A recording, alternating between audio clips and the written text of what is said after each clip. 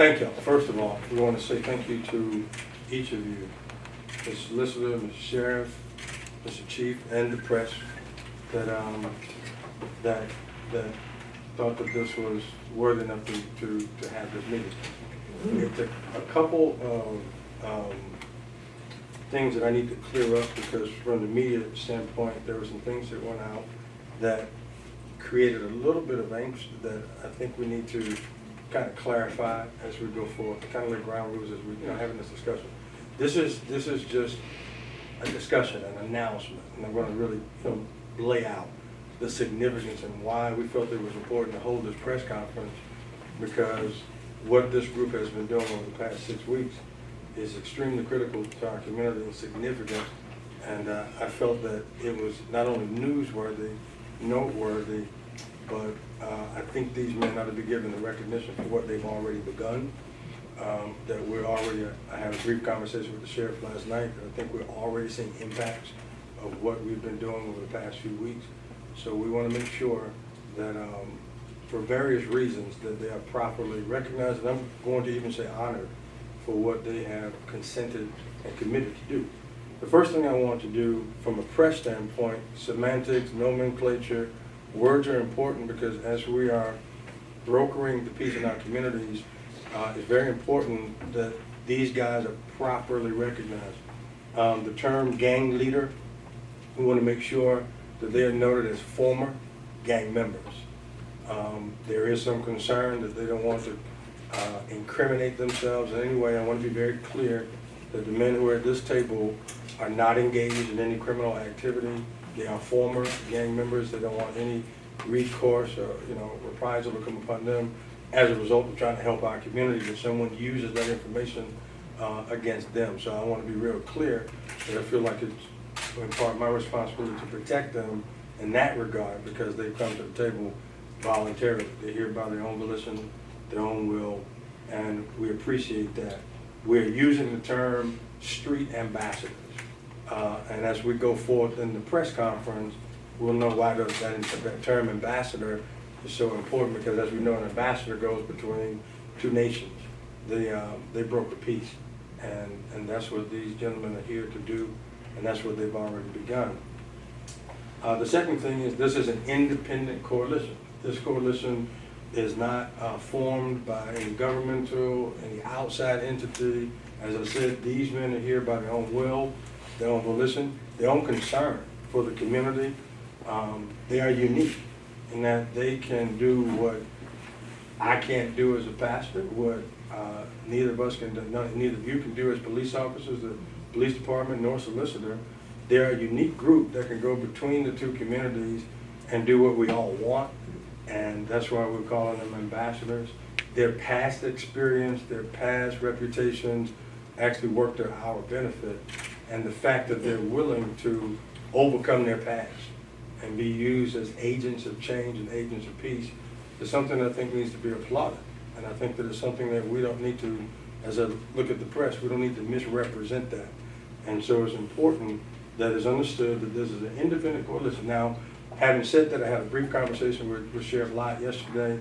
It was reported that this organization was working in coalition with the police.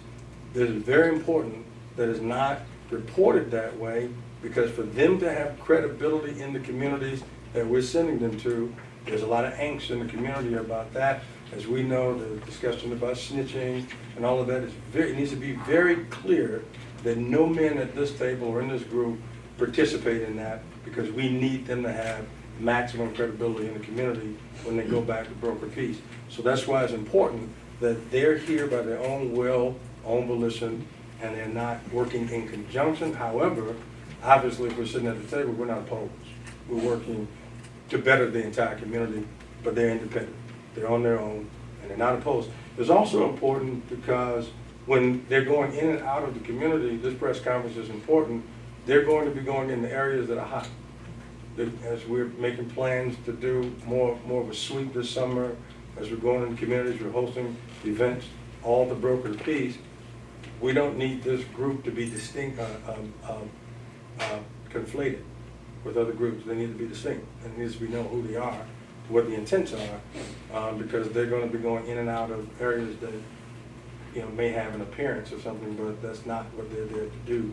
So that's why I encourage them to have this press conference to distinguish themselves from other things in the community. As I said, this began, we've been meeting now for about 6 weeks. Our first meeting took 6 hours. We were here just brokering a lot of things, first among ourselves. I want to say that it has been all peaceful. This entire time that we've come together has been totally peaceful. I was pleasantly surprised to see how willing and wanting they were to change their own communities. So I think that's noteworthy. And having said that, I'm going to kind of go into how we all came to this point. As the violence, you know, kicked up in our city, knowing that if we didn't do something soon in the summer, it's about to be upon us, and it can be a long, hot, bloody summer if we don't do something. There have been numerous appeals from both the sheriff, the chief, everybody in the community, the faith community, community leaders, that we need to do something. I was getting calls from politicians. I got a private meeting with the mayor, and because of our reach in the community as a church, as you all well know, a lot of tables I got called to. My contention of those tables, it was and still is, that the right people were not at the table. That if in fact we're going to make the change, it's got to be at a grassroots level, and we have to have the influencers who can go back into the communities where the guns are. And that's all over the community. That's not just urban communities. We have to have these influencers.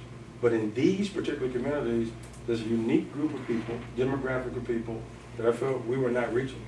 They were not at the table. They were not in the discussions. So my personal conviction was that if we were going to engage it, me as a leader, us as a church, we had to go deeper, to a deeper level. So I made a call to Brother Craig Conwell, who is a co-founder of Vision Walkers, that I knew was in the streets, had knowledge of who the greatest influencers and ambassadors would be, and asked that we call them together, work together to bring everybody to the table. And you know, thankfully, Craig was able to reach one group. I made a call out to Brother Minister Mark Hill. He reached another group, Alonzo Canzader. And before you know it, the key players that we needed at the table were at the table. And we began talking about what we need to do as a collective group to broker peace in our city. It has been eye-opening for me. You know, I've learned things from them that I didn't know. I would tell you that I found myself being highly impressed because these are brilliant men. And this is one of the reasons why I wanted the cameras to see, recognize, and hear that beyond the stereotypes and perceptions, these are men. Many of them have gotten past their past, they have families of their own, but yet they are in that unique position that they can go where we can't go. And we've had those conversations. They can do what we can't do.